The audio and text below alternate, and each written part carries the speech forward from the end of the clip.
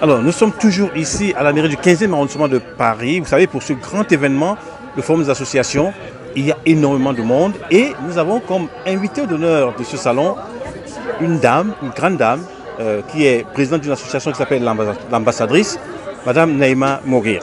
Bonjour Madame. Bonjour Monsieur. Alors, dites-nous, vous êtes ici pour cet événement exceptionnel du Forum des associations. Comment vous vous sentez ici? Comment ça se passe depuis ce matin? Très bien, excellent, grâce à vous, grâce à votre présence tous. Grâce aussi à la mairie de Paris 15e et grâce aussi à l'association Dekal Tiosani et Madame la Présidente Paulette Correa et tous les membres de cette belle association qui nous invite ici, qui invite notre cher pays à tous, le Maroc à l'honneur. Alors, on va parler de ça, mais dites-nous d'abord un mot sur votre association, l'ambassadrice. Qu'est-ce que vous faites exactement? Alors, l'ambassadrice, d'où vient ce titre? Parce que pour moi, la culture, dans toutes ses diversités, y compris l'économie, peut être un ambassadeur. Donc, l'ambassadrice, c'est la culture comme ambassadrice des diversités qui existent dans le monde. Voilà, voilà. Et même économique. Oui, diversité économique, voilà, culturelle, voilà. Environnementale, voilà. Politique, voilà. Tout ça. Parfait, vous avez tout résumé. Alors, depuis ce matin, on a vu beaucoup de monde passer sur votre stand. On parle bien sûr de l'association, mais on parle aussi un peu du Maroc par rapport à l'actualité, avec ce tremblement de terre qui a fait beaucoup de mal dans la région de Marrakech et dans le Haut-Atlas. Quel est votre sentiment?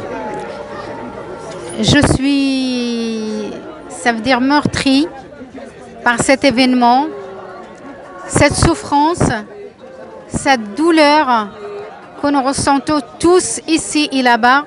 Nous sommes de tout cœur avec notre cher roi, le roi, Sa Majesté Sidi Mohamed VI, avec notre royaume, le Maroc, et avec notre peuple, soit les familles des endeuillés, soit les autres, parce qu'il y a beaucoup de personnes aussi, comme vous savez, traumatisées avec le séisme, parce que en dehors de la région de Houz et tout ça, qui était délabrée à 100%, mais il y a d'autres régions qui étaient touchées par le séisme, comme Rabat, comme Casa, comme d'autres villes. Et ça fait mal au cœur, ça fait douloureux, mais on accepte tout ce qui vient de la volonté de Dieu. On l'accepte, on assume et on prie le ciel que ces personnes reposent en paix et on est de tout cœur avec leur famille. Alors, on revient sur le salon. On vous a vu vraiment expliquer, recevoir, présenter même les activités de l'association d'ambassadrice. Vous, comme invité d'honneur de ce salon, ça doit vous faire plaisir particulièrement.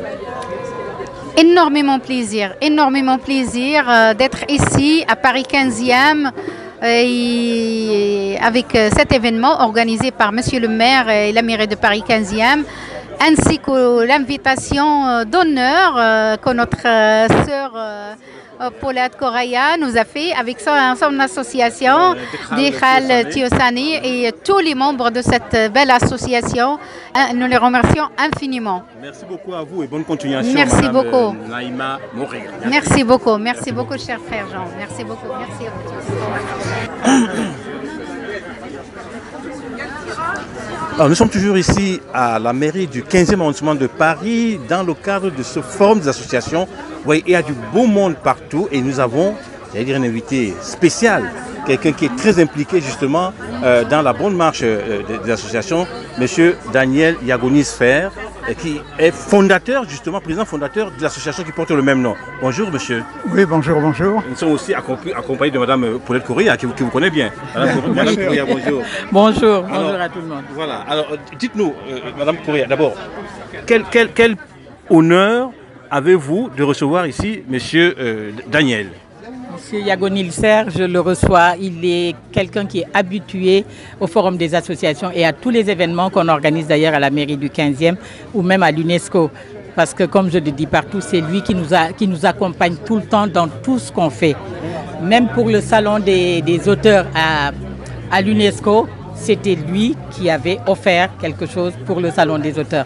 Donc ça ne date pas d'aujourd'hui. Monsieur Yagonisser nous accompagne dans tout ce qu'on fait. Alors, Monsieur Yagonisser, qu'est-ce qui vous pousse à accompagner, à aider à la promotion des associations dans le domaine culturel en particulier? Oui, écoutez, Madame Correa est quelqu'un de tout à fait exceptionnel, qui organise des activités tout à fait remarquables et dont je suis extrêmement heureux de pouvoir l'accompagner pour tous ces sujets qui sont très intéressants concernant l'Afrique.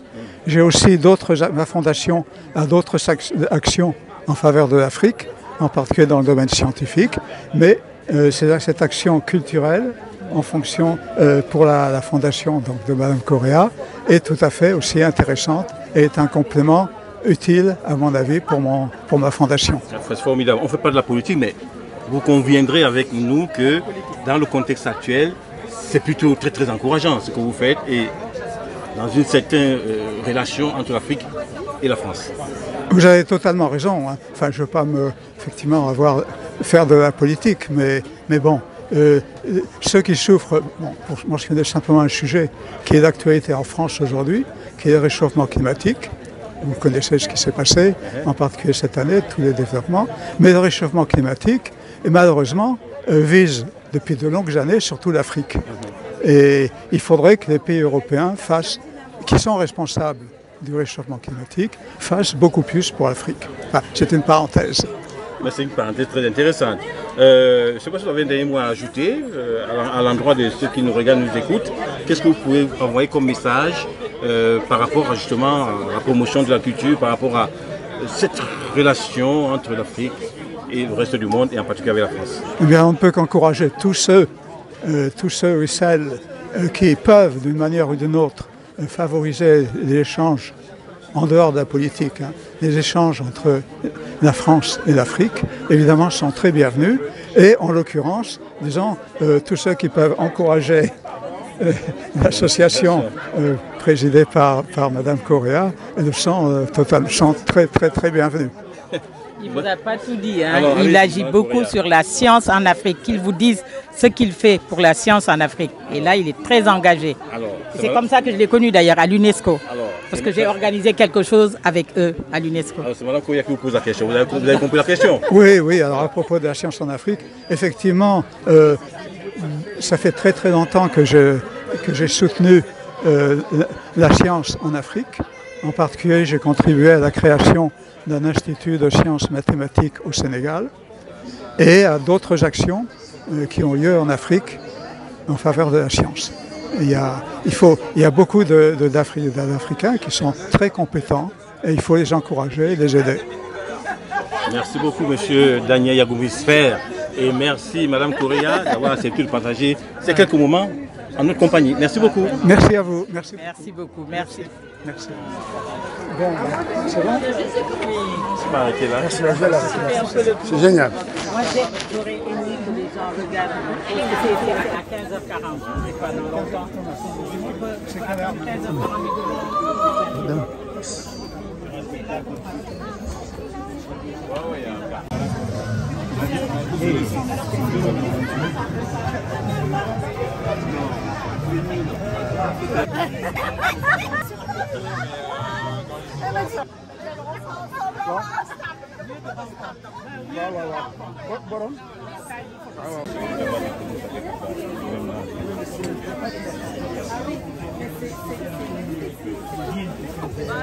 Les rues des Congos et leur histoire.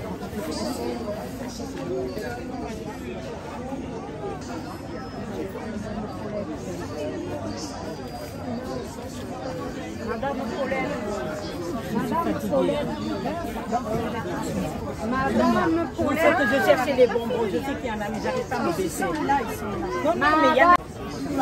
Comme... Je t'ai amené une autre Paulette. Oh. Tu la connais? Paulette, tu te rappelles? Hein? Paulette. Bien sûr. Une autre Paulette.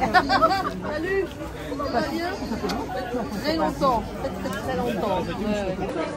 Nous sommes toujours ici à la mairie du 15e arrondissement de Paris pour cet événement exceptionnel, le forum des associations. Il y a du beau monde, il fait beau, il y a des belles senteurs. Et nous avons le privilège de recevoir une grande dame. Elle est poétesse, elle est écrivaine, elle fait beaucoup de choses, elle est impliquée dans le développement de la culture ici et là-bas. Fatima Chibane, merci de nous recevoir ici. Merci à vous de me recevoir et je dirais merci à toi parce qu'on se connaît bien. Je suis très heureuse d'être parmi vous. Je suis très contente de participer à ce forum des associations, bien que je ne vive plus dans le 15e arrondissement, mais c'était mon district, c'était mon quartier il y a quelques années. Et que ne ferais-je pas pour Paulette Correa, la présidente de cette belle association que je soutiens énormément et dont je suis fière parce qu'elle fait des choses très intéressantes. L'association s'appelle Dekal Tiosani, donc c'est une association qui milite pour la revitalisation de la culture africaine et caribéenne. Vous êtes une femme de culture, Fatima. Vous organisez chaque année ou pratiquement depuis plus de 10-15 ans maintenant le printemps de poètes et du côté de Vannes. Je suis dans la ville de Vanves et même avant, je m'intéressais aussi à ce printemps des poètes. Et étant poète moi-même, donc je présente et j'organise et présente le printemps des poètes dans la ville de Vanves. Et avec le soutien de la mairie, que je remercie énormément parce qu'ils mettent en service et au service de mon association qui est Rive Méditerranéenne, tous les moyens, je veux dire, humains et techniques. Et cette année, j'ai eu le privilège et l'honneur d'être désignée marraine du printemps des poètes de la ville de Montmorency et de recevoir un prix pour mon œuvre. Et beaucoup de belles choses sont arrivées cette année grâce à la poésie aussi. D'autres belles choses vont continuer forcément. Vous êtes très impliqué pour la valorisation de l'image de l'Afrique, ce continent berceau de l'humanité qui regorge de potentialités et que d'autres s'amusent à dire qu'il est pauvre.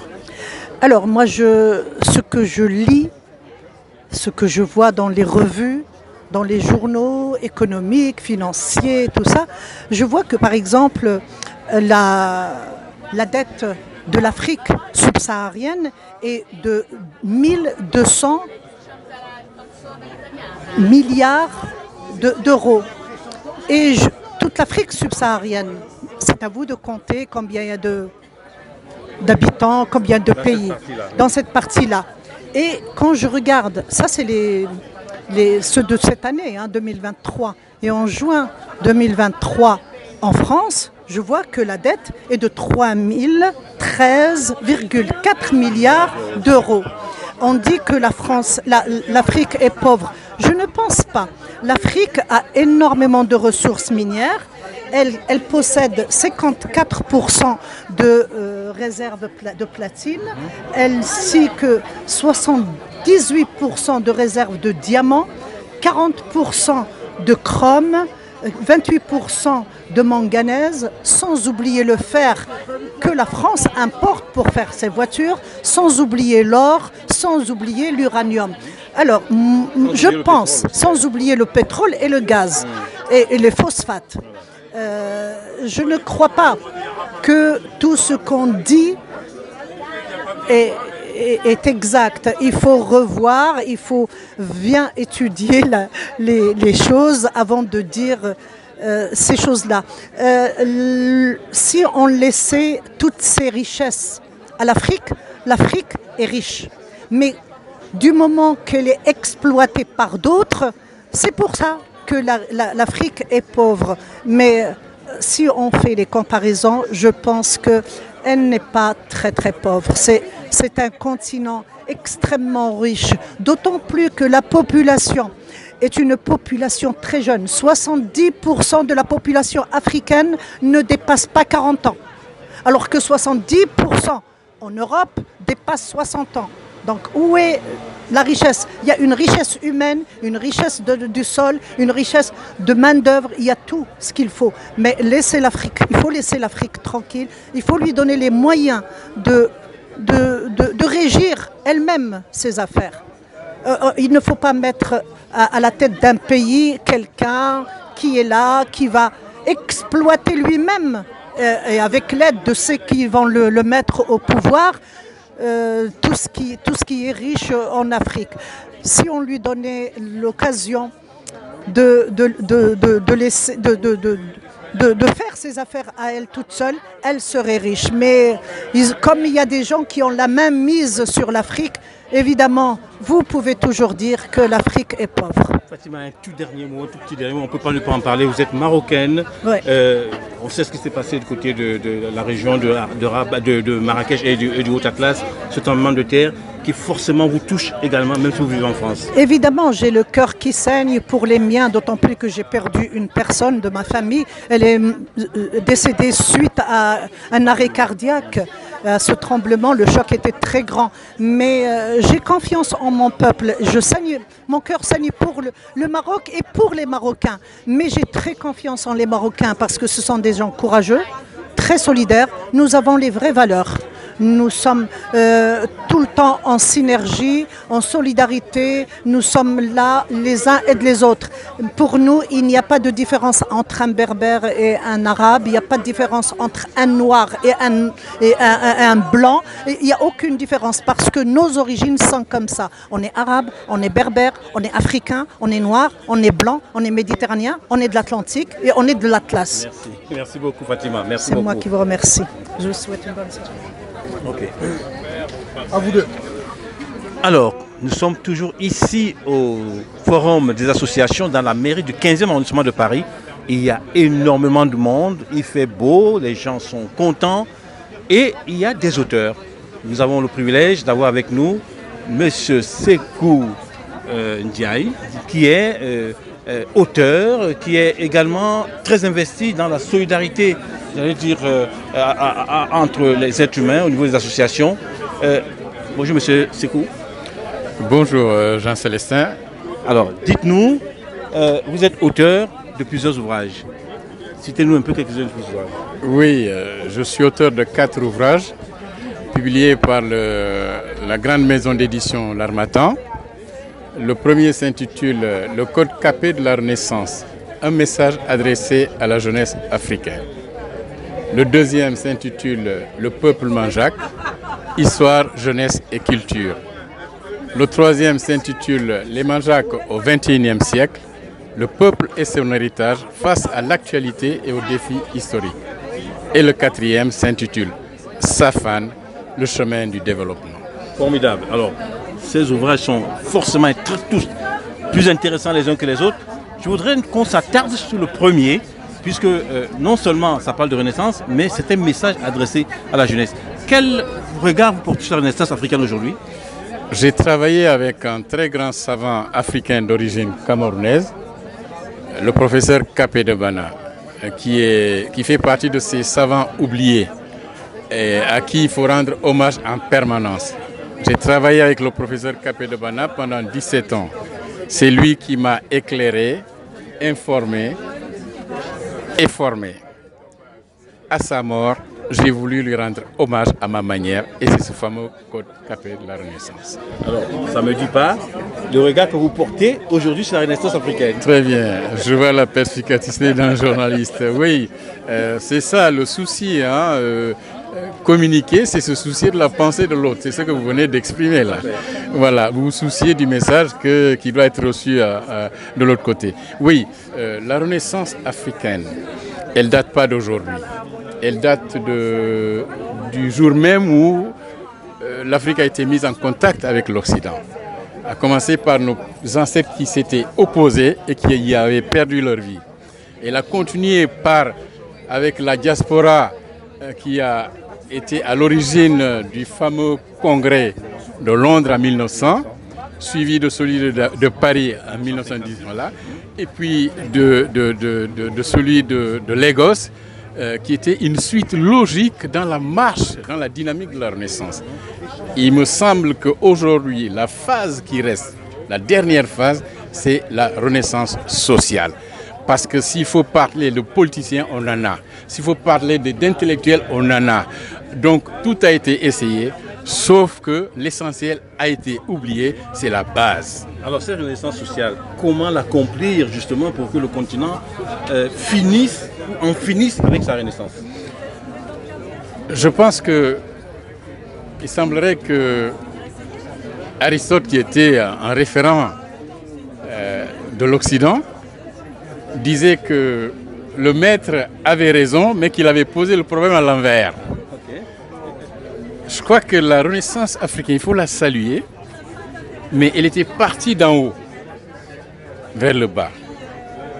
Et ce qui pose problème, à mon avis, c'est parce que justement le haut a du mal à se connecter avec la base. Et peut-être que cette renaissance sociale qui commence par la base, à savoir la famille, qui est la cellule première, le quartier, l'arrondissement, le département et la région, si on suit cette marche-là, à commencer par éclairer, informer, former, comme KPE a fait sur moi, sur la base des groupes d'enfants qui naissent ensemble dans un même quartier, qui apprennent les concepts africains comparés aux concepts occidentaux. On commence à les initier dans ce sens-là, ils vont grandir, et puis dans cette marche-là, demander à chaque enfant, qu'est-ce que tu peux faire pour ton quartier? Une fois que l'enfant s'est exprimé, on le suit dans cette logique-là.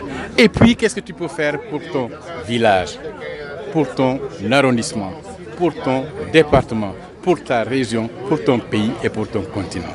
Je pense que ce qu'on n'a pas pu réussir d'en haut vers le bas, on le réussira du bas vers le haut. Merci beaucoup, M. Sékou Ndiaye. Merci pour ce témoignage et vraiment d'avoir accepté de passer quelques minutes ici avec nous dans ce forum des associations dans le 15e arrondissement de la mairie de Paris. Merci beaucoup. Merci Jean-Célestin.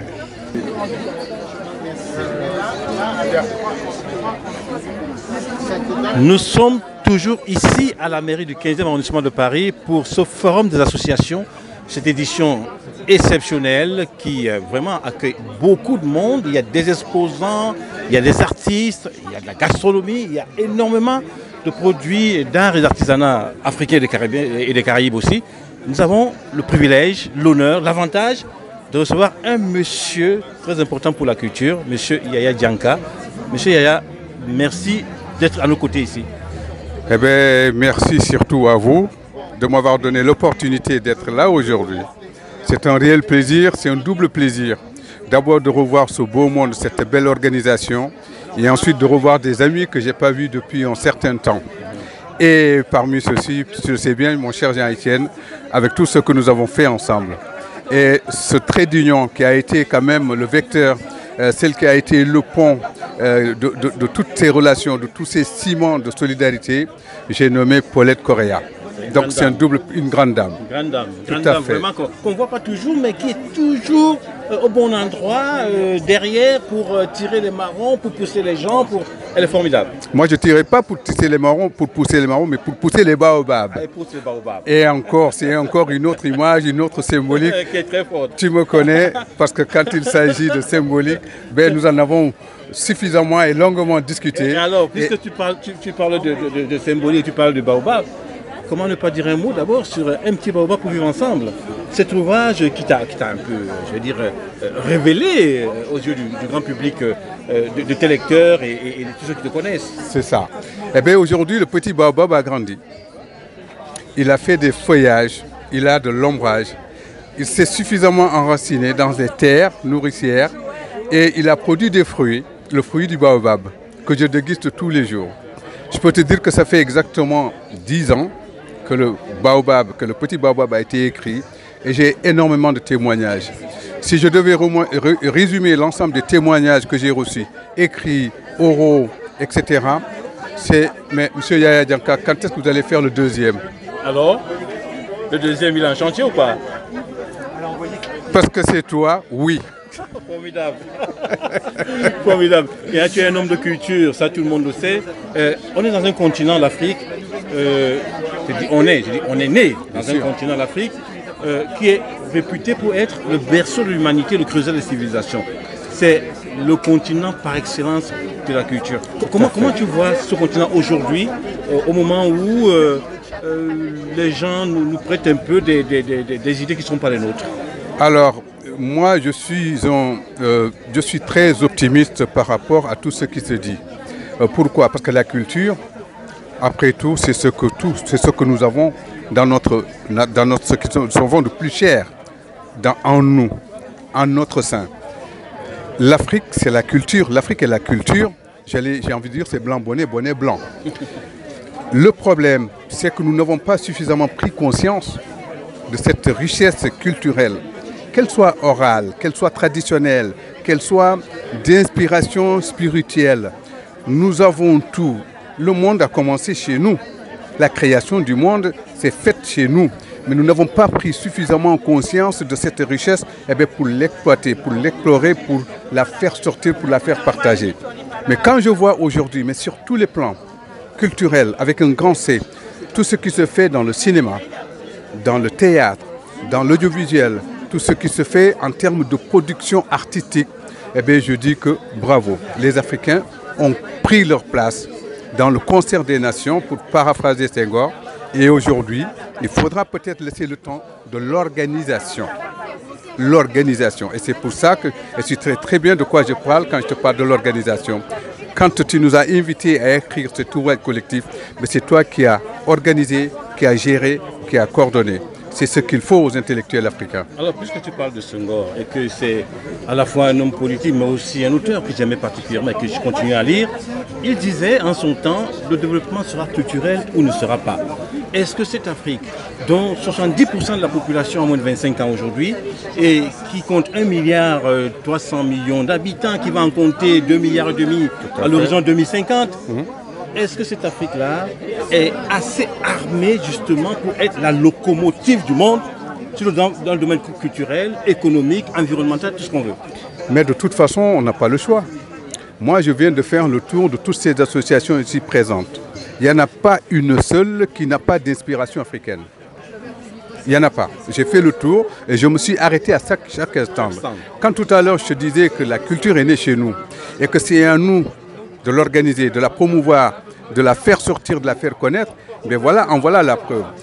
Senghor a eu parfaitement raison. Il a eu raison d'autant plus qu'aujourd'hui, comme je disais tantôt, il n'y a pas de domaine où les Africains ne sont pas présents. Ça n'existe pas, il n'y en a pas. Donc, l'Afrique sera, et l'Afrique a un rôle, a une responsabilité d'être cette locomotive, d'être ce train qui va pousser tous les autres wagons pour se mettre sur le chemin de la culture. Il ne peut pas y avoir de développement sans la culture. Quand on parle de développement, on parle de 3 piliers. Le pilier économique, le pilier socio-culturel et seulement après le pilier environnemental. Donc tu vois bien que la culture, en plus elle est au milieu. J'ai parlé des 3 pieds d'une marmite. L'économique, le socio-culturel et seulement l'environnemental. Il ne peut pas y avoir de développement sans la culture, donc l'Afrique est bien placée pour être vraiment cette locomotive, à mon sens. Vraiment, j'ai envie de te dire merci, mais peut-être as-tu un dernier mot à vouloir dire à ceux qui nous regardent de l'autre côté? Alors moi, j'ai mon dernier mot, je voulais le dédier à celles et ceux qui portent justement cette culture, celles qui sont les wagons, celles qui sont les moteurs de cette culture. J'ai nommé Paulette Correa. Alors Paulette, c'est un tout pour nous, tu le sais très bien.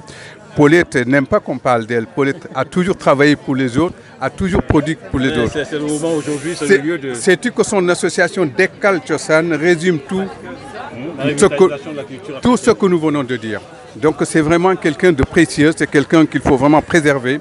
Il faut qu'elle continue dans son élan, mais il faut qu'elle accepte de temps en temps qu'on parle d'elle, parce qu'il est temps.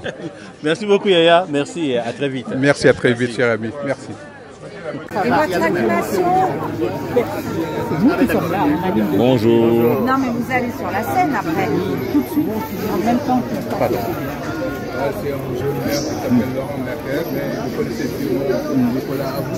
Oui, bien sûr. Alors moi je suis très honoré de faire votre connaissance. On est régulièrement invité par Paulette. Formidable. Ah ben oui, Paulette c'est... Ah c'est un pilier hein. Ben, c'est notre baobab. C'est ça. Mais c'est le mien aussi. Ben voilà. Bientôt les baobabs pousseront dans le casier avec le réchauffement climatique. En fait, elle a proposé de planter le baobab dans ce jardin. Oui, voilà, écoutez. Il y a de la place. Donc voilà, Colette, elle n'aime pas trop parler d'elle. Non, elle est très discrète. Elle est très discrète, très humble. Mais elle fait énormément de choses. Merci madame. Non, mais je vous confie parce que moi je suis en contact régulier avec Colette Correa par exemple.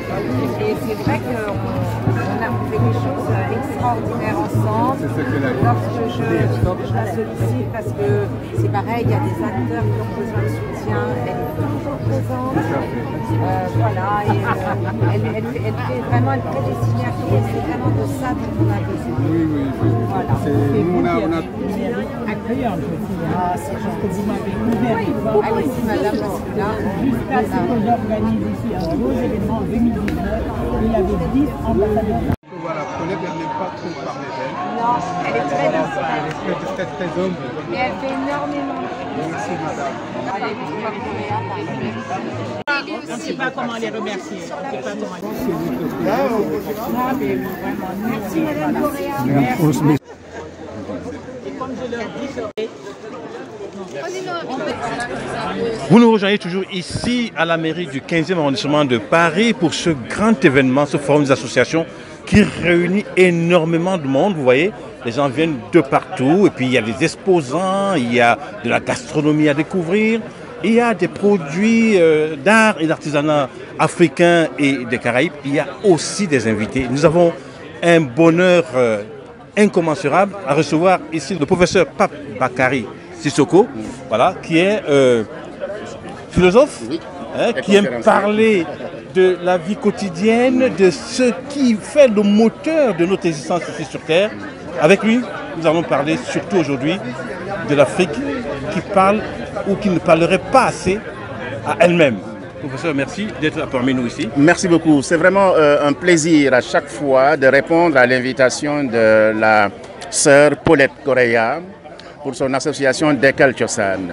C'est une occasion à chaque fois de parler de l'Afrique dans le 15e, mais le 15e fait rayonner en fait la France et l'Afrique.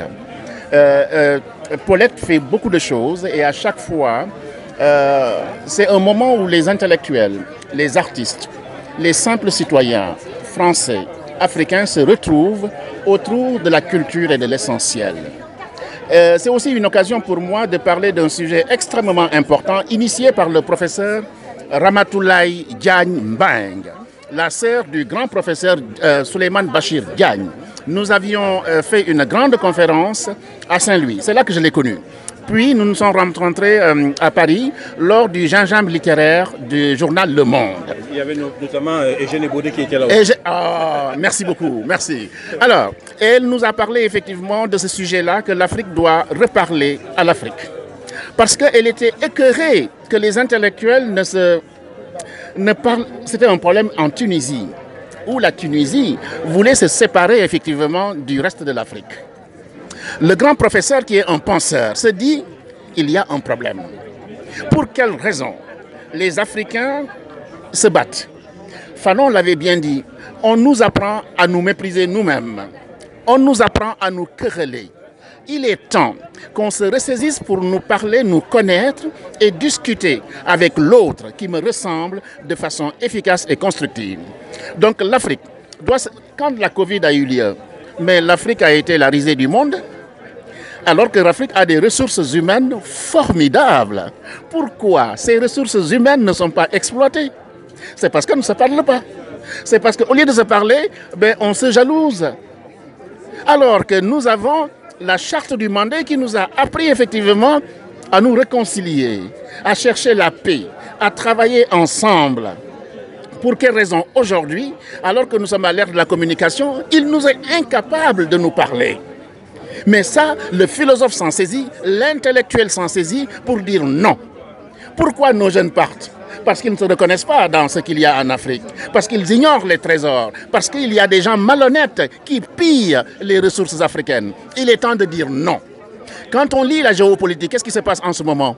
Il y a un éveil de conscience un peu partout. Cet éveil de conscience, ils le savaient très bien. Ils savaient que ça allait arriver, que les Africains n'allaient pas se laisser marcher dessus tout le temps. Il est temps de dire non. Et il est temps de créer effectivement des synergies pour qu'effectivement toutes ces ressources humaines-là fassent de l'Afrique le continent de l'avenir. Alors, professeur, puisque vous parlez de ça et que le sujet est vraiment éminemment passionnant, je me souviens avoir assisté à un colloque international à l'Académie du Royaume du Maroc, il y a 2 ans de ça, Afrique comme horizon de pensée, initié par le professeur Eugène Baudet, qui est donc celui qui est administrateur de cette chaire-là, mais avec le professeur Abdel Jalil Lamdjouri, qui est le secrétaire perpétuel de l'Académie du Royaume du Maroc. L'Afrique comme horizon de pensée, c'est vrai que cette Afrique-là doit pouvoir se parler à elle-même. Et quand elle se parle à elle-même, elle devient, j'allais dire, plus dangereuse pour le reste du monde. Mais une puissance, monsieur, une puissance. Regardez tout simplement, qu'est-ce que nous apprenons à nos jeunes? Les Noirs qui ont inventé, les Africains qui ont fait plein de choses. Mais sont-ils reconnus? Ils sont reconnus par les autres. Tout notre travail, c'est de les réconcilier avec ce patrimoine de la diaspora qui est parti, mais aussi qui est sur le sol africain, mais qu'on ne connaît pas. Pour les connaître, il faut appartenir à un groupe politique. Non, nous disons que l'intellectuel, il est à l'intérieur, mais aussi il prend ses distances. Et pour autant, la presse doit les présenter. C'est pourquoi je travaille beaucoup avec la presse sénégalaise. J'ai des jeunes qui me suivent et que je suis, et chaque fois je leur souffle des noms. Je dis, allez les voir, allez les voir, allez les voir. Pourquoi? Pour que nos jeunes qui se disent, mais je ne savais pas que Yaya Diankha était un intellectuel. Je ne savais pas que vous étiez un intellectuel. Je ne savais pas que Pape Sissoko était quelque chose. J'ai dit, les Pape Sissoko, les Yaya Diankha, il y en a plein, mais il faut leur tendre le micro. Donc il faut qu'on se réconcilie, qu'on apprenne à connaître nos compatriotes. Professeur, c'est très touchant ce que vous dites. En même temps, on est dans un continent, l'Afrique, qui est le berceau de l'humanité, le creuset des civilisations, qui est le continent le plus jeune au monde sur le plan démographique, puisque même si elle a 1,3 milliard d'habitants, c'est quand même 70% de la population qui a moins de 25 ans. Est-ce que, par rapport à cette passerelle-là, entre les 2 bords de l'Afrique, l'Afrique du Nord, l'Afrique subsaharienne, est-ce que cette jeunesse est un atout? Alors là, je vais peut-être vous surprendre et surprendre la communauté. Je dis non. Oui et non. Oui, si nous travaillons à la rigueur, si nous sommes rigoureux, 1 + 1 = 2, si nous apprenons à nous débarrasser effectivement de certaines traditions. Je dis chaque fois que la transmission, c'est comme un entonnoir. On doit prendre ce qui est bon et rejeter tout ce qui est mauvais. Nous inciter à l'effort, au travail. Et bien souvent, nous ne travaillons pas. Nous passons notre temps à danser, à chercher des femmes, etc. Donc, un atout, certes, parce qu'ils sont vivaces. Il y a une nouvelle jeunesse qui travaille, qui invente, ça je le sais très très bien, qui innove, je le sais très bien. Pour autant, ils ne sont pas très connus. Ils ne sont pas très connus. Je me rappelle un jeune Ivoirien qui était comment on appelle ça, comme celui qui avait inventé Google, etc., mais qui est mort bêtement, faute de 1 million, alors qu'il avait plus de 10 brevets. Alors qu'il avait plus de... Ça m'énerve. Nous avons un potentiel, mais ce potentiel-là, si on se couche, on n'arrivera nulle part. J'ai un ami philosophe qui me dit, Pape, ce qui le choque en Afrique, c'est que quand on avance d'un pas, on recule de 3. Ah ben merci beaucoup. On recule de 3. On recule de 3.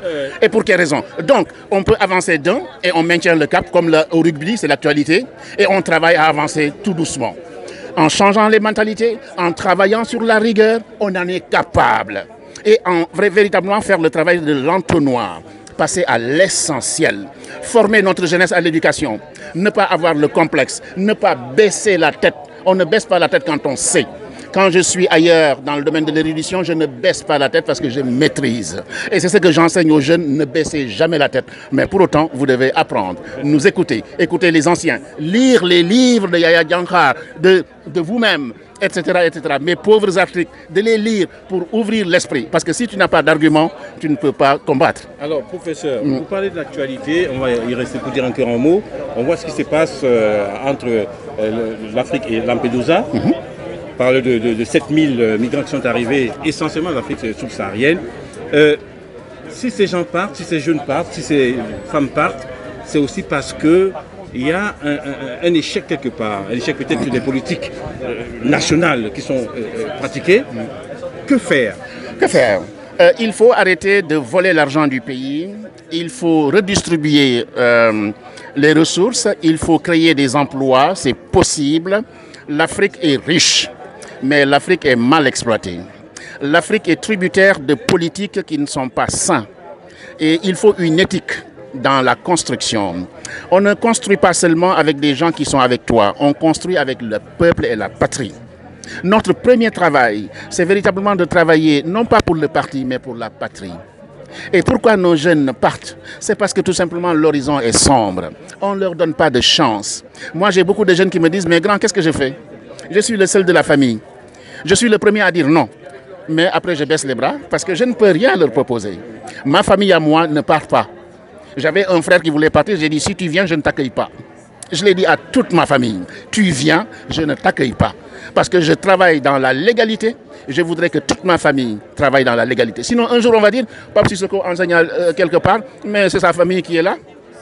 J'ai dit ce qu'on appelle une pomme de terre pourrie. Moi, ma famille ne partira pas parce que nous parlons, nous échangeons et quand quelqu'un a un projet, nous le finançons et nous évaluons le travail parce qu'il faut qu'on l'évalue. Parce que ce n'est pas un don gratuit, c'est un investissement. Parce que lui, demain, il doit faire la même chose. Dans l'agriculture, il y a plein de choses qu'on peut faire en Afrique. Mais c'est parce que tout simplement, on n'est pas organisé et on n'est pas indépendant. Et on dépend toujours des autres. Et c'est pourquoi les jeunes États, qu'est-ce qu'ils font? Couper le cordon ombilical pour effectivement s'organiser entre eux et vivre ensemble et créer. Créer pourquoi? Pour leur jeunesse, d'abord.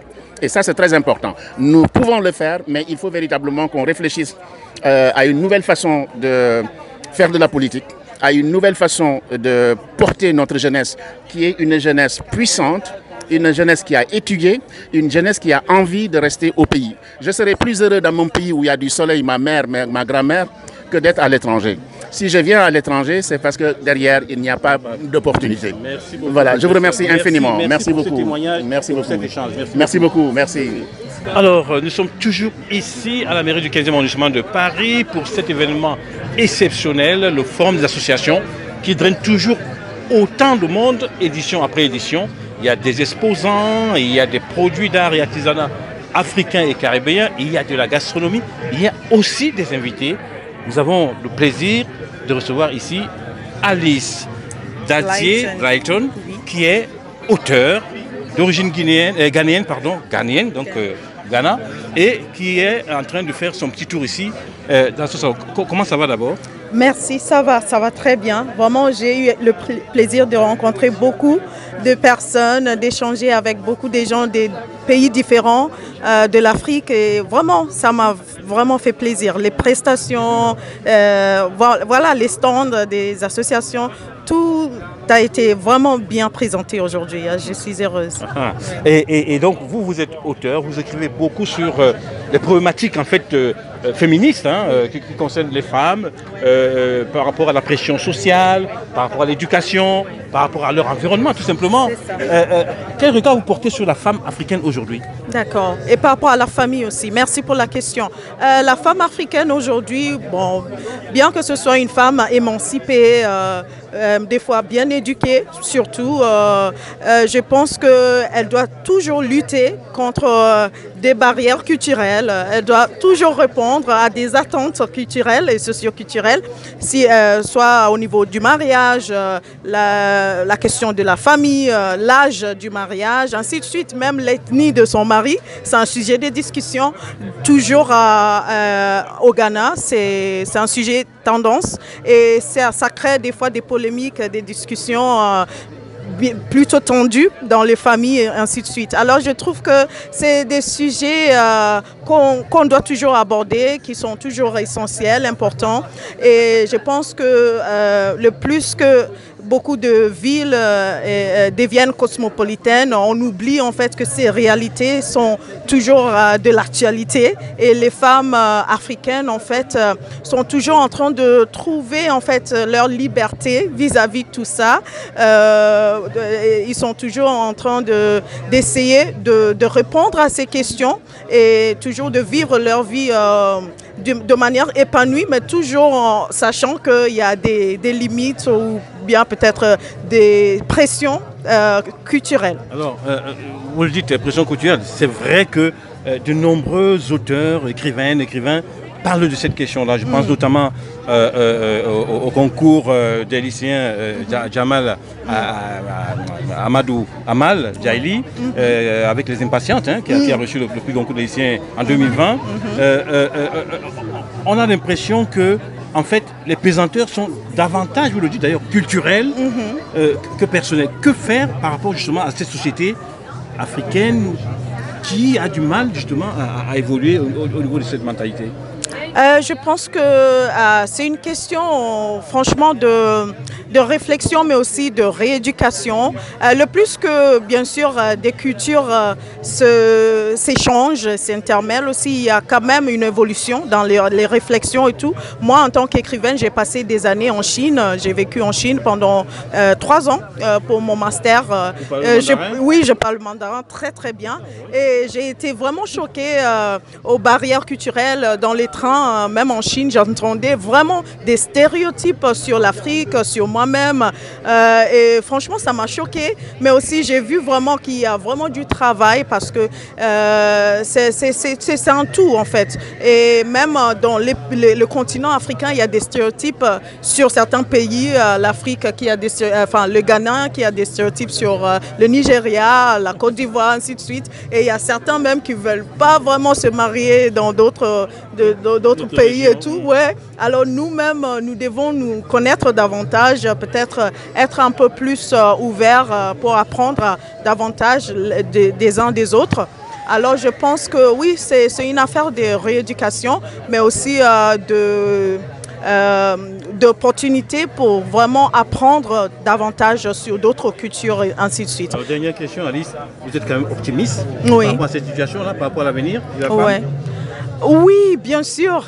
Moi-même, je suis femme, alors je dois être optimiste et je vois que vraiment, il y a pas mal de possibilités pour les femmes, pour vraiment d'avoir un impact sur la société, mais aussi d'être libérées, en fait, tu vois, des chaînes qui renferment la femme dans une boîte. Je pense qu'il y a beaucoup de choses qui ont prouvé pendant les années, des femmes écrivaines, des femmes, bon, je ne vais pas dire extrêmes féministes, mais qui s'affirment quand même, qui montrent que les femmes aussi peuvent s'épanouir bien dans la société et être vraiment efficaces dans beaucoup de choses. Alors je pense qu'il y a vraiment un avenir. Ma mère étant directrice d'éducation, j'ai vraiment été dans ce milieu au Ghana depuis des années, l'année 2000, et je pense qu'il y a eu une grande évolution et il y a une égalité qui se fait. Et franchement, la femme africaine doit vraiment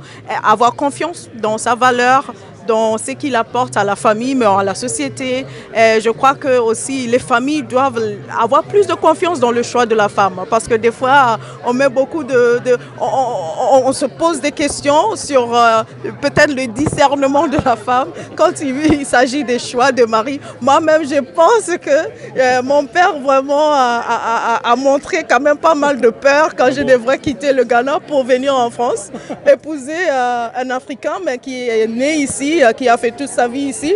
Mon père se demandait, mais est-ce qu'il est quelqu'un de bien? Est-ce qu'il peut prendre soin de ma fille? C'est vraiment un grand bouleversement pour la famille, mais aussi pour la femme.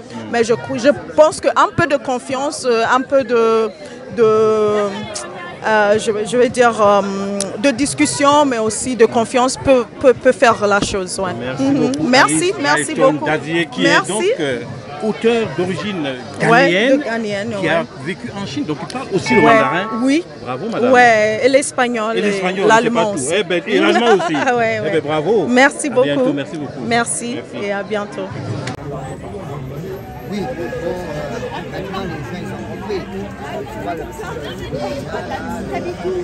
Moi j'ai vu ta moto. On enchaîne, non? On enchaîne avec Isabelle. Ah oui. Mais si, ça y est, on s'est présenté. Ça y est. Alors, nous sommes toujours ici à la mairie du 15e arrondissement de Paris pour ce forum des associations. Il y a énormément de monde, il y a énormément d'artisanat, d'objets d'art, de gastronomie, beaucoup de choses à voir ici. Il y a aussi des invités. Nous recevons M. Luis Duarte, qui est président des associations capverdiennes de France. D'honneur. Président d'honneur de l'association capverdienne de France. Et qui va nous dire d'abord pourquoi il est ici. Bonjour monsieur. Bonjour. D'abord je suis ici en tant que militant parce que nous avons un stand les femmes capverdiennes qui est juste à côté. qui a été fondée par Fatima Montero à Sarcelles et maintenant qui est à Paris dans le 15e. D'abord, je suis militant associatif, militant culturel de longue date. Voilà, j'ai toujours vécu entre la France, le Sénégal et le Cap-Vert. Pourquoi je suis dans ce temps du Sénégal? Parce que j'ai l'amour du Sénégal, parce que mon père est enterré à Dakar, à Bel-Air, même ma grand-mère, mes tantes, ma famille. Et nous sommes d'origine capverdienne. Nous sommes capverdiens, voilà, mais nous sommes aussi sénégalais de cœur. Alors justement, capverdiens, sénégalais, c'est une richesse tout ça là. Absolument, absolument. Ça fait de vous une fierté. Énorme, énormément de fierté parce que pour nous c'est un grand brassage, même quand on est aux États-Unis, on est à Boston, on est partout dans le monde. Quand on voit notre bracelet, on nous dit mais vous êtes capverdien du Sénégal. Comment vous le savez? Parce qu'on le voit, monsieur. Rien qu'à votre comportement, on voit que vous êtes capverdien du Sénégal. Ah bon? Comment ça se fait? Tout simplement, c'est parce que c'est une culture, c'est une rencontre, c'est une grande richesse. C'est un retour à l'Afrique. C'est un retour à notre africanité. C'est un retour à notre africanité. Et nous sommes fiers en tant que Capverdiens de retrouver l'Afrique. Voilà. Alors, on peut très bien le comprendre et on sait aussi que, par le Cap-Vert, ça me fait penser à César Evora, non? Oui, César Evora. La reine de la Morna. Oui, la reine de la Morna. Ouais. Mais avant César Evora, il y a toute une racine. César Evora, c'est une grande dame, c'est une ambassadrice, mais elle a récolté une richesse énorme de la musique capverdienne. Voilà. Et elle a pu véhiculer cette musique, la Morna, mais c'est une ambassadrice avant tout. Ouais. Mais elle n'est pas fondatrice de cette culture. Non, elle est interprète. C'est une grande dame. Elle a beaucoup servi le Cap-Vert partout dans le monde. Voilà. Une dernière chose, quand vous regardez le Cap-Vert, le Sénégal et puis généralement l'Afrique aujourd'hui, vous dites que le développement de l'Afrique passera par la culture ou pas? L'Afrique a une grande chance, en commençant par la région du Cap-Vert. La région du Cap-Vert, c'est Dakar. Dakar, c'est la région du Cap-Vert. Et vous avez en face les îles du Cap-Vert. Ça veut tout dire. Ça veut dire qu'on peut faire une grande rencontre et nos enfants, nos petits-enfants, peut-être demain, vont fédérer et vont créer des grandes nations. Parce qu'une nation, c'est plusieurs cultures, c'est plusieurs richesses. Regardez en France. Quand on est en France, on dit les Français. Mais quand vous allez en Bretagne, il y a une culture. Ouais. Quand vous allez en Alsace, il y a une culture. Une des plus grandes cultures françaises, c'est où? C'est les Basques. Ils sont français. Il y en a d'autres, Et puis, mais l'Afrique, c'est comme ça. Regardez au Sénégal. Si on parle du Wolof, des tout-couleurs, des Serres, des Peuls, voilà, c'est une richesse. Mais on a su créer une nation, le Sénégal. Et puis là, avec le Cap-Vert, avec nos voisins, le Mali, les deux Guinées. Pourquoi ne pas rêver? Pourquoi ne pas rêver? Et il faut créer des nations fortes, hein, qui sont respectées dans le monde. C'est le rêve que moi je inculte à mes enfants. Je suis le père d'un artiste, d'un grand rappeur connu, d'un acteur qui s'appelle Stomy Bugsy, Jules Duarte. Et quand je dis à mes enfants, j'ai dit à Gilles, il s'appelle Gilles Georges Duarte, alias Stomy Bugsy, je lui dis, à Pauline, à Gilles, à Sabrina, à Nelly, je lui dis, pensez à l'Afrique. Ici, c'est une terre que nous aimons la France, parce que nous avons découvert la France au Sénégal. Nous avons toujours respecté les droits français, nous avons toujours milité pour la France, mais aussi pour l'Afrique. L'Afrique, il faut qu'elle prenne son destin en main, et c'est nos enfants qui le feront. Merci beaucoup, M. Louis Duarte. Merci pour votre témoignage. Et à très vite. Merci. Merci, à très bientôt. Merci. Et surtout, continuez. Je suis heureux de ce que vous faites. Continuez à faire ce que vous faites. Et c'est comme ça qu'on découvrira de nouvelles générations qui seront motivées pour l'avenir de l'Afrique. Merci beaucoup. Merci. Je vous en prie. Nous sommes toujours ici à la mairie du 15e arrondissement de Paris pour ce forum des associations où il y a énormément de monde. Il y a une ambiance de folie. Il y a aussi des auteurs. Nous avons l'honneur de recevoir Victor Otenji, qui est poète et organisateur d'événements culturels, promoteur culturel, on va dire. Victor, bonjour. Bonjour, Jean-Célestin. C'est un plaisir de te recevoir ici. On se connaît bien. Tu as écrit plusieurs œuvres poétiques. Oui. Et ta poésie, c'est vrai, est plus ou moins toujours rattachée, je dirais, à ce qui est l'essence de l'humain, de l'humanité, et donc forcément de l'Afrique. Quel regard tu portes sur ce continent toi le poète. Oui, bon, j'ai promis de m'abstenir de parler de politique. On ne parle pas de politique. Donc, en tant que poète, comment tu regardes l'Afrique aujourd'hui? Bon, il fut un temps où j'étais devenu afro-pessimiste. Et récemment, depuis quelques temps, 2 ans, 3 ans, 4 ans, je suis redevenu afro-optimiste. Mais je crains de devoir renouer un peu avec l'afro-pessimisme. Et pourquoi? Parce que j'ai une conception du panafricanisme. C'est déjà une notion sociologique et politique aussi, malheureusement. Philosophique aussi. Philosophique aussi. J'ai une notion une conception du panafricanisme qui est inclusive, du nord au sud, de l'est à l'ouest. Et je m'inquiète parce qu'il y a certaines personnes dont les idées ont le vent en poupe en ce moment en Afrique et qui ont l'air de vouloir penser et qui ont l'air de pouvoir d'être tentés plutôt par une sorte de pan-négrisme au lieu de pan-africanisme. Et voilà ma différence. Alors, malgré tout cela quand même, on sait l'Afrique c'est le berceau de l'humanité, c'est le creuset des civilisations. Ouais. C'est aussi forcément l'avenir du monde. Oui, absolument. L'Afrique a énormément de potentiel. Bon, là, je suis content. C'est de ce point de vue que je disais que j'étais devenu un peu optimiste, parce qu'à un moment donné, on s'est aperçu que nous avons, c'est effectivement le continent l'un des plus riches du monde en matière de sous-sol. Pétrole, gaz, or, diamant, manganèse et même l'uranium. Même si l'uranium c'est plutôt à fabriquer le nucléaire. Bon, en tout cas, non, l'Afrique a des potentialités. Et malheureusement, quand on parle de poésie dans ce domaine-là, parlant de l'Afrique, on est obligé de glisser vers le terrain politique. Et alors, c'est pas interdit. Et alors, je crois qu'il est bien que l'Afrique se réveille et constate que ce n'est pas tout ce qui vient de l'Occident qu'il faille copier.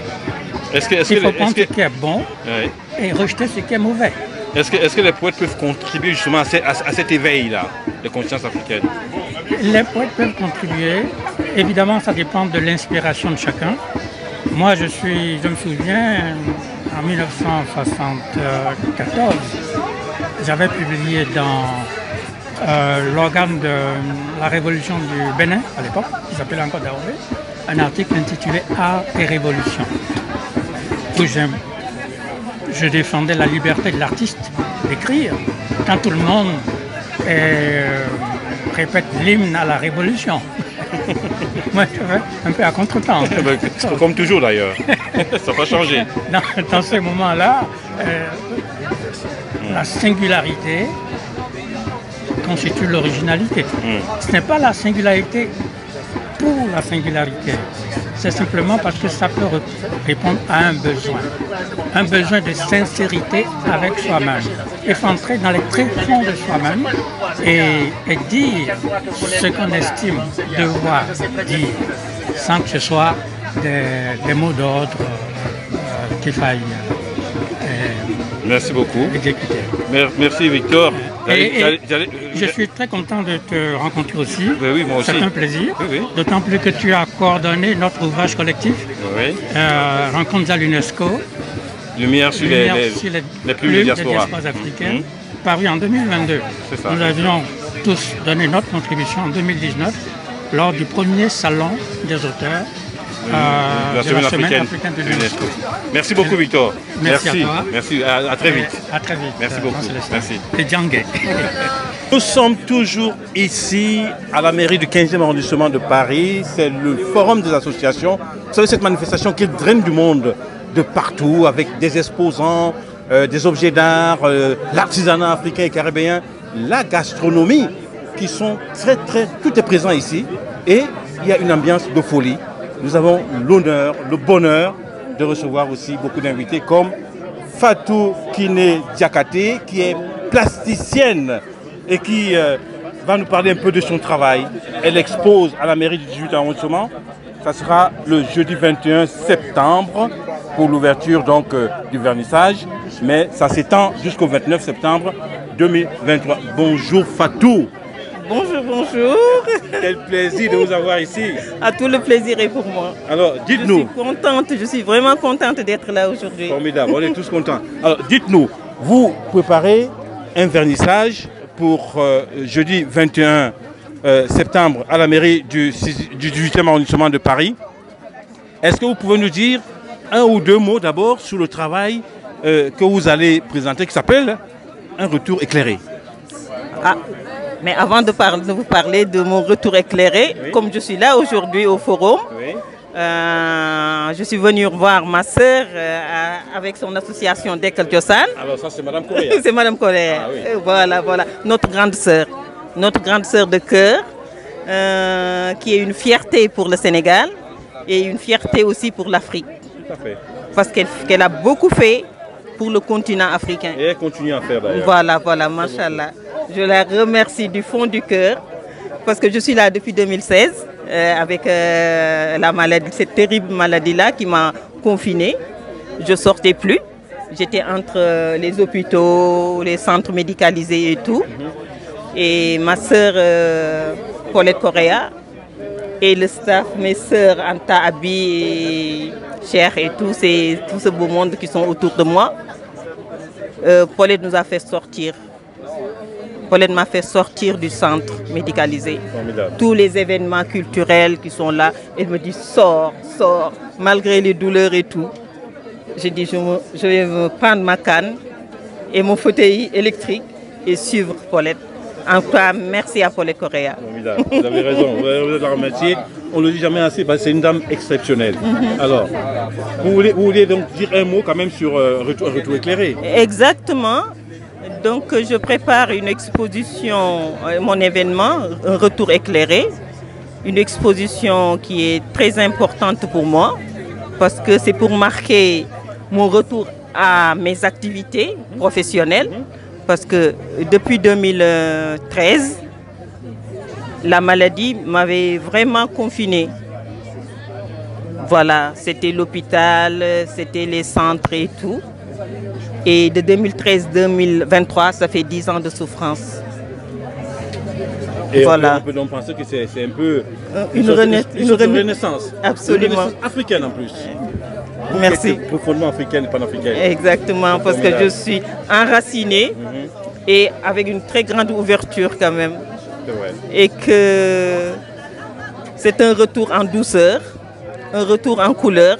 C'est pour cela que je vous invite à venir me booster pour que ce retour soit vraiment éclairé, pour que ce retour soit un retour en bonheur. Je vous attends. On vous promet, on fera tout pour être là et je pense qu'on viendra vous soutenir. Un dernier mot.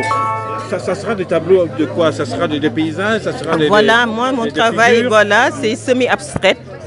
Semi-abstrait, avec la promotion de par rapport à mon engagement, pour la sauvegarde de notre promotion, la sauvegarde et la promotion de notre patrimoine immatériel culturel. Okay. Exactement. Comme le laïou et la calebasse. Exactement. Je vous invite. On sera là, Fatou. Merci beaucoup d'avoir pris un peu de votre temps. Merci. Malgré voilà, un peu de souffrance encore, mais on voit que vous revenez à la vie et ça nous enchante beaucoup. Merci. On vous donne rendez-vous jeudi pour cette belle exposition à la mairie du 18e arrondissement de Paris. Ça commence à 16h30 et c'est du jeudi 21 jusqu'au 29 septembre. 29 septembre 2023. Merci beaucoup Fatou. Merci, merci, à très vite. Merci. Nous sommes toujours ici à la mairie du 15e arrondissement de Paris pour ce forum des associations qui va s'achever bientôt, mais pour l'instant, les activités continuent. Il y a toujours du beau monde et beaucoup de jeunes. Nous avons la chance de rencontrer Ibrahima Ferreira, qui est un jeune Bissau-Guinéen qui a eu le loisir aussi de passer par ici, dans ce salon. Bonjour Ibrahima. Enchanté, bonjour. Pourquoi vous êtes venu ici? Alors, je suis déjà venu parce que Madame Correa m'en a parlé. Elle m'a dit que c'était un très très bon événement pour rencontrer des personnes, voir du monde, surtout voir des personnes de la diaspora. Je pense que c'est très important. Moi aussi, je suis venu aussi pour voir du monde, essayer de prendre des connaissances sur ce qui se passe un peu et me renseigner sur Dekal Tiosan, parce que Dekal Tiosan c'est la culture, c'est une richesse qu'il faut partager et je pense que c'est très important d'être là aujourd'hui. Alors, vous venez de terminer vos études, vous avez fait des études en quoi et quelles sont les perspectives à venir pour vous? Alors moi j'ai fait, si je dois récapituler, j'ai fait une licence en sciences politiques, ensuite après j'ai fait un master en politique européenne et internationale. Donc là j'ai fini un peu avec un profil assez transversal, c'est-à-dire que je suis aussi bon en études européennes et en études internationales. Mais bon, après là maintenant, j'ai fini mes études il y a d'ici 1 an. J'ai été diplômé il y a 1 an, voilà. Et là maintenant, je me dirige plutôt vers un stage à l'UNESCO. Un stage à l'UNESCO. Quel regard tu portes toi sur la jeunesse africaine aujourd'hui? Tu penses que c'est une jeunesse qui se bat, qui est talentueuse ou qui se laisse un peu endormie? Comment tu la regardes toi? Alors, pour vous répondre, moi je pense que c'est un potentiel énorme. C'est un potentiel énorme, peut-être mal exploité parce qu'il y a beaucoup de ressources, beaucoup de richesses. Nous sommes nombreux, nous sommes partout. Et je pense que ça fait partie d'une des forces de notre jeunesse, parce qu'on peut faire avancer les choses, mais nous ne sommes pas assez conscients par rapport aux enjeux. Et ça, je pense que c'est vraiment sur ça qu'il faut travailler actuellement. Travailler sur la conscience des jeunes et à avancer, surtout les jeunes africains. Alors, travailler sur la conscience, mais on voit que c'est une jeunesse qui a le goût du grand large. On voit ce qui se passe notamment à Lampedusa depuis 48-72 heures maintenant. 7000 migrants arrivés, beaucoup de jeunes parmi eux. Qu'est-ce qu'il faut pour retenir les jeunes africains dans le continent, pour leur donner espoir, les faire rêver? Je dirais qu'il faudrait plutôt investir directement en Afrique, c'est-à-dire penser africain avant tout et pas penser à l'extérieur. C'est-à-dire, si jamais je dois peut-être synthétiser, développer les structures de jeunesse en Afrique pour éviter que les jeunes, une fois, ne se retrouvent pas sans repères là-bas. Il faut qu'ils aient des repères. Trouver des repères, c'est le plus important, je pense, pour les Africains et les jeunes Africains surtout. Si les jeunes Africains ont les repères, ils ne quitteront plus jamais l'Afrique. Parce que l'Afrique, c'est une source de connaissances, une source de culture, une source de philosophique aussi, parce que c'est très important, une source philosophique très très très riche, et je pense que c'est l'essentiel et il faudrait préserver ça. Alors, on ne va pas parler de la politique, mais vous avez le sentiment que ceux qui tiennent les rênes de pouvoir dans les pays africains aujourd'hui donnent assez de place à cette jeunesse-là? Vous avez l'impression qu'ils croient eux-mêmes à cette jeunesse? Alors, étant donné que je suis principalement né ici, je suis issu d'un métissage, on va dire, je suis à la fois sénégalais et bissau-guinéen. J'ai un regard assez extérieur de ça parce que je ne suis pas né carrément au pays. Ce regard-là m'intéresse. Ah, ce regard, voilà. Alors ce regard, moi j'aurais dit qu'il faut donner plus de place, comme je l'ai dit avant, à la voix des jeunes. Je pense que là, l'intérêt des jeunes, même s'il prend de la place, parce qu'on voit que il y a une explosion démographique et que les jeunes prennent de plus en plus de place sur le continent, je pense qu'il est important quand même de leur donner la parole et de rester beaucoup plus investis sur ce projet-là. Je pense que c'est les dirigeants, même si je pense qu'ils ont cette volonté, il faudrait mettre plus d'efforts dans cette comment dire, initiative dans cette éducation, exactement. Merci beaucoup Ibrahima Ferreira.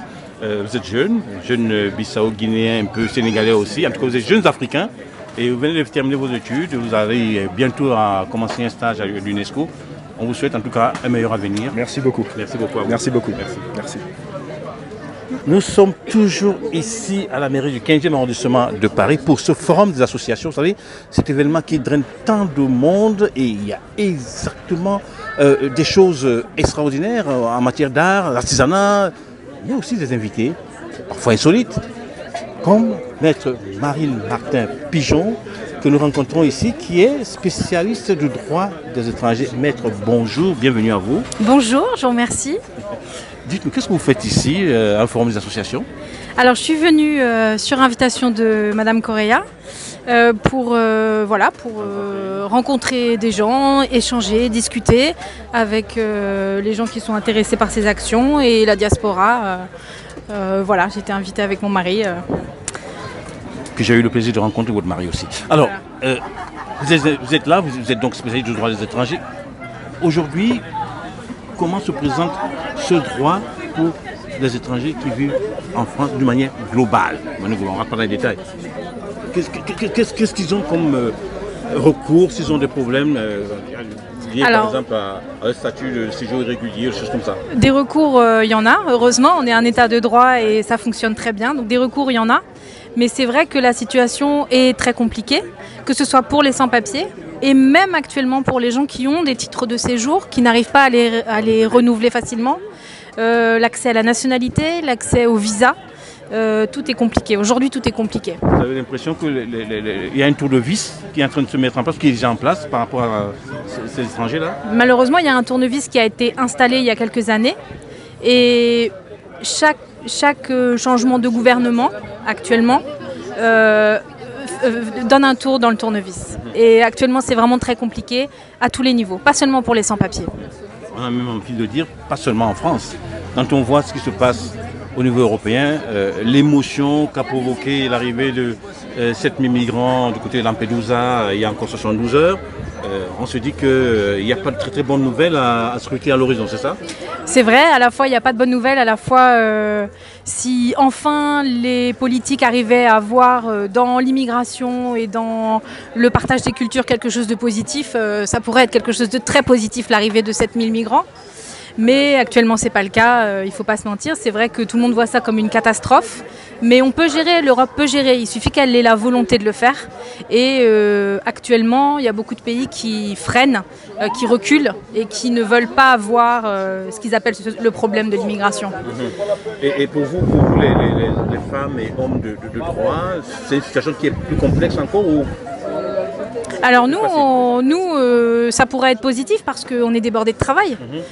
Moi, ça fait 17 ans que je fais ce métier, 17 ans que je fais du droit des étrangers et j'ai jamais eu autant de travail. C'est pas parce que je suis meilleure, c'est parce que non seulement les sans-papiers, les demandeurs d'asile, les primo-arrivants, mais aussi les gens qui résident ici depuis des années, y compris les gens qui sont en situation régulière, installés, se retrouvent dans des situations finalement qui deviennent compliquées. Et les migrants, actuellement en France, ne sont pas bien accueillis. Il faut le dire. Alors, les préfectures sont fermées. Comment la patrie des droits de l'homme, cette France-ci, qui a cette réputation, en tout cas à l'échelle mondiale, peut concilier cette renommée avec justement une politique migratoire plus juste? Je pense que rappeler justement qu'on est la patrie des droits de l'homme, c'est important. Ne pas l'oublier et l'appliquer. C'est-à-dire que quand je dis que c'est une chance de voir des migrants arriver sur le territoire français, c'est pas une façon de parler. Si on raisonne de manière pragmatique, il y a beaucoup d'étrangers qui viennent en France pour des raisons économiques, mais ce n'est pas un problème en fait. Ils ne prennent pas le travail des Français. Ils viennent faire fonctionner l'économie française.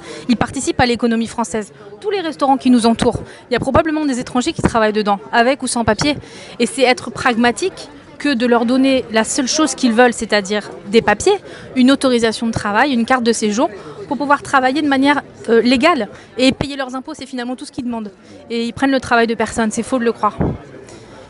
Je ne sais pas si vous avez un dernier mot à ajouter par rapport aux perspectives. Je pense que des activités locales sont très importantes pour déjà rassurer les gens, pour savoir qu'ils ne sont pas seuls, qu'il y a des solutions. Dans toutes les villes, dans tous les barreaux, pour parler des avocats, il y a des actions qui sont mises en place pour les étrangers. Il y a des solutions qui sont possibles dans les associations, mais aussi à force de se rassembler, ça peut monter et il peut y avoir des changements en espérant qu'à un moment, il y ait une loi vraiment qui ouvre la régularisation aux travailleurs, aux familles, aux gens qui sont bien intégrés sur le territoire. C'est possible et ça ne devrait effrayer personne. Maître Marine Martin, bonjour. Merci beaucoup pour votre témoignage et merci d'avoir pris un peu de votre temps pour venir nous parler de cette question ô combien importante. Merci beaucoup. Je vous remercie. Merci, nous sommes toujours ici à la mairie du 15e arrondissement de Paris pour ce forum des associations. Vous savez, cette grande manifestation qui rassemble tant de monde et où il y a un peu un rendez-vous de donner et de recevoir, puisqu'il y a des produits d'art, l'artisanat, la cuisine, il y a beaucoup de choses qui sont ici. Il y a aussi des invités. Nous sommes avec Mme Aïssatou Diallo Camara, qui est coordinatrice pédagogique au CELSA. Le CELSA, c'est l'école des hautes études en sciences de l'information et de la communication. Bonjour madame. Bonjour monsieur. Qu'est-ce que vous faites comme coordinatrice pédagogique au CELSA? Ça veut dire quoi ça? Alors le CELSA, c'est une école de communication et de journalisme qui appartient entièrement à Sorbonne Université. C'est une école qui forme des journalistes généralistes, qui forme des spécialistes dans certains domaines de la communication, en ressources humaines, médias, marques, puis voilà. Donc c'est une grande école. Alors, et la coordinatrice pédagogique que je suis travaille dans une formation qui s'appelle le magistère de communication, qui est très axée culture, patrimoine, industrie créative. Et la coordination pédagogique qui m'incombe consiste donc à faire en sorte que les cours se déroulent bien. On est une interface entre les étudiants et la direction de l'école. Formidable. Alors, le journalisme en Afrique est souvent vu comme un métier que tout le monde peut exercer. On n'a pas forcément besoin, pense-t-on, d'être sorti d'une école, ni d'avoir des rudiments du métier. Est-ce que le CELSA a des relations de coopération avec certains pays d'Afrique? Alors oui, certains. D'ailleurs, il y a quelques années, 2 ou 3 ans, on a invité le directeur, non, c'était une directrice du CESTI.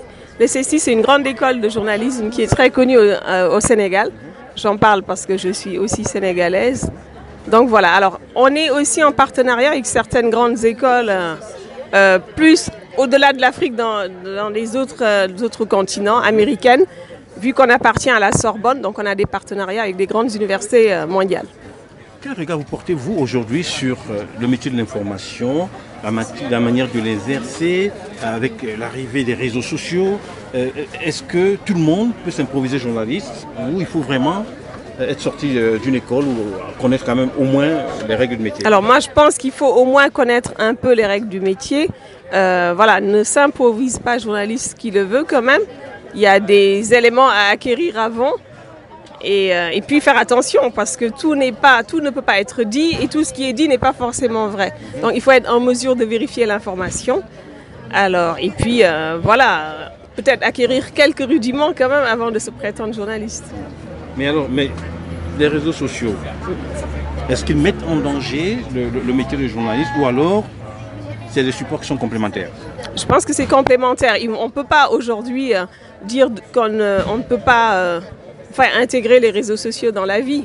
Il faut en faire des alliés, mais essayer de contrôler, avoir une surveillance sur les réseaux sociaux et puis une meilleure compréhension des réseaux sociaux et faire avec. C'est une nouvelle forme de communication qui s'offre à nous.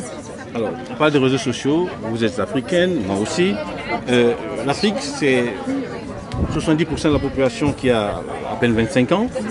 C'est 1 milliard 300 millions d'habitants aujourd'hui. Ça sera le double dans une trentaine d'années, à l'horizon 2050.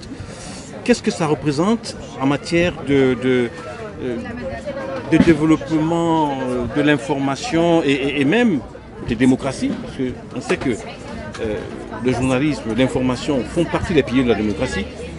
Pour un continent comme l'Afrique, qu'est-ce que ça représente? Le fait que la population soit aussi jeune, est-ce que c'est un avantage pour accélérer la bonne information et donc l'installation de la démocratie, ou alors ça peut être un inconvénient? Moi, je pense que c'est un atout. Avoir des jeunes, les former et faire en sorte, de toute façon, les jeunes, c'est l'avenir.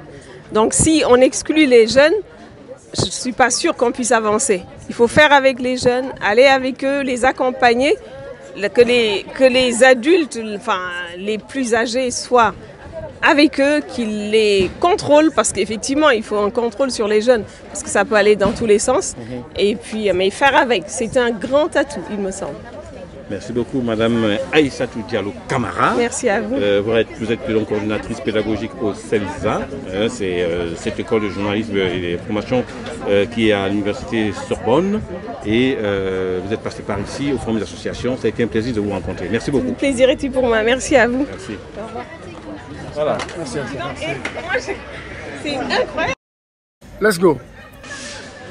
Nous sommes toujours ici à la mairie du 15e arrondissement de Paris pour ce forum des associations qui s'achève. On vous a parlé vraiment de beaucoup de choses ici, du public, des œuvres d'art et d'artisanat. On vous a parlé de gastronomie. Et vous savez, l'une des personnes qui nous a permis de bien manger ici est avec nous. Elle s'appelle Madame Kwikema Claude Aimé. Madame, bonjour. Bonjour, monsieur. Vous êtes quoi, service traiteur, on peut dire? Non, pas. Vous faites quoi? J'ai une épicerie. Oui. Voilà, donc je propose des produits qui viennent du terroir, de la Côte d'Ivoire, parce que je suis ivoirienne. Et voilà, et entre-temps, je concocte un peu quelques petits mets sur commande. Alors, les petits mets en question, moi j'ai eu le privilège de les goûter. Ils ne sont pas si mauvais que ça. C'est même des bons mets, ce n'est pas les petits. Ah ben c'est vous qui avez goûté, donc voilà, c'est vous qui l'avez apprécié. Alors l'épicerie est située où? Au 48 rue Castagnari, Paris 15e. Dans le 15e arrondissement. Oui. Alors, parmi les produits que moi j'ai goûtés, il y avait des beignets de banane plantain, il y avait du poulet, il y avait du poisson frit, du bisaps, du gingembre.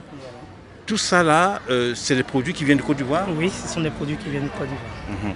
Et vous avez l'intention d'agrandir un peu l'épicerie ou alors de rester d'abord... Bien sûr, quand on fait quelque chose, ce n'est pas pour stagner, c'est pour étendre nos cordages. Donc j'ai bien l'intention de pouvoir agrandir encore mon commerce. Et quand on parle de gastronomie africaine, et quand on habite à Paris, c'est une gastronomie qui est très appréciée ou qui suscite un peu de curiosité? C'est comment? Bon, ça suscite un peu de curiosité, mais aussi c'est quand les gens qui sont curieux essaient de goûter, voilà, ils apprécient aussi. Voilà. Est-ce qu'on peut dire que la gastronomie africaine et particulièrement ivoirienne nourrit sa femme, son homme à Paris? Bien sûr. La gastronomie ivoirienne nourrit son homme. Sa femme aussi? Oui, bien sûr. Quand on vous voit, on ne doit pas poser la question. Vous êtes en pleine forme. Merci beaucoup, madame. Je vous en prie, merci à vous aussi. Merci beaucoup. Merci. Nous sommes toujours ici à la mairie du 15e arrondissement de Paris. Nous sommes dans ce forum des associations, vous savez, cette grande manifestation qui réunit autant de monde. Et nous avons la chance de rencontrer Babadem. Babadem, qu'est-ce que vous faites? Dites-nous. Bonjour. Bonjour, heureux de passer sur votre média. Moi, je suis coach et formateur en ascension professionnelle et entrepreneuriat. Formation en ascension professionnelle. Insertion. J'allais dire, mais l'ascension, ils montent juste pour aller jusqu'où? Donc, insertion professionnelle. Justement, le but de l'insertion professionnelle, c'est de permettre l'ascension professionnelle. J'étais pas loin alors. Pas loin du tout. Alors, concrètement, ça se passe comment au quotidien? C'est soit des formations collectives, soit des formations individualisées, comme dans le coaching. Et c'est surtout pour aider les personnes, surtout les jeunes personnes, à pouvoir s'affirmer, à savoir écrire un CV, savoir aussi préparer leur entretien d'embauche. Et pour d'autres, c'est savoir se réorienter et de mettre de la valeur ajoutée à ce qu'ils ont déjà su faire pour mieux se vendre après. Alors ça veut dire que le public doit être assez éclectique. Il y a les jeunes, les moins jeunes. Il y a tout. Il y a les jeunes, par exemple. J'ai déjà commencé à faire des coachings pour des jeunes de 14 ans. 14 ans 14 ans parce qu'ils doivent commencer à faire leur premier stage.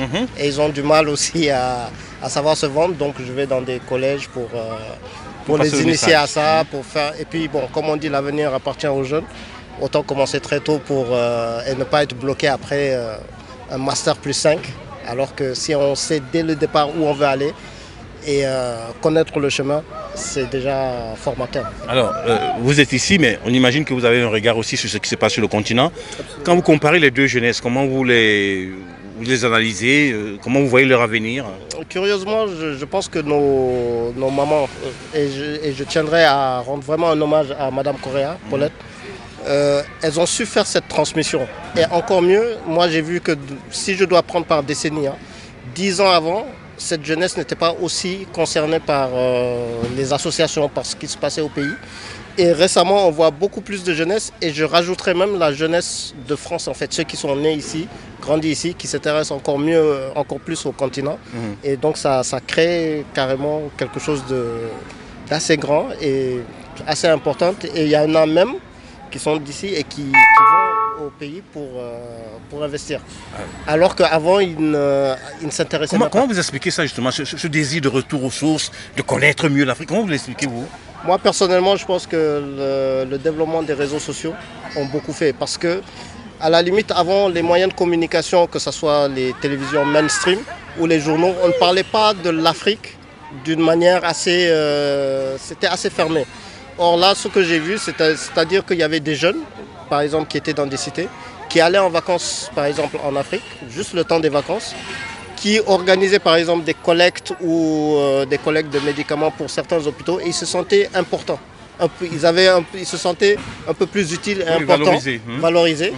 Et j'ai vu ça notamment du côté de Bagneux, et c'est comme ça que ça s'est transmis, petit à petit. Et du social, ils sont passés à l'investissement. Et maintenant, à force d'entendre, et puis on voit les vidéos, à force d'entendre l'avenir c'est en Afrique, l'avenir c'est en Afrique. Et surtout, on leur dit, ne laissez pas les autres prendre alors que vous aussi vous êtes de là-bas. Donc il y a cette concurrence et c'est ça que je vois et c'est pas plus mal, quoi. C'est merveilleux comme témoignage. Merci beaucoup d'avoir pris un peu de ton temps pour nous parler de cette jeunesse-là. Non, merci à vous et comme je le répète, je rends hommage à Paulette Correa, qui est quand même qui nous transmet nous-mêmes les jeunes et d'autres plus jeunes, en les amenant ici, en leur montrant la culture africaine. Et tout ce qu'elle fait, je pense qu'elle mérite. La dernière fois, je dis, elle peut être l'ambassadeur d'Afrique ici. Et tu crois qu'elle est déjà? Elle est déjà. Merci beaucoup. Merci à vous. Nous sommes toujours ici à la mairie du 15e arrondissement de Paris pour ce forum des associations qui s'achève. Et nous rencontrons M. Blaise Diagne qui va nous dire un peu qui il est, parce que c'est un personnage, qu'est-ce qu'il fait. Bonjour Blaise. Bonjour. Alors, bonjour, merci. Quel bonheur de te rencontrer ici. Présente-toi un peu pour ceux qui ne te connaissent pas. Alors, je m'appelle Blaise Diagne, je suis un directeur de projet. Donc j'ai vraiment eu une formation d'ingénierie de projet pour mettre en place toutes sortes de projets, que ce soit dans l'informatique, des études économiques, des constructions de toutes sortes de choses. Voilà, c'est une formation généraliste du CERDI CNRS et de la Banque mondiale, voilà, pour mettre en place tous les projets sur la planète qui puissent exister.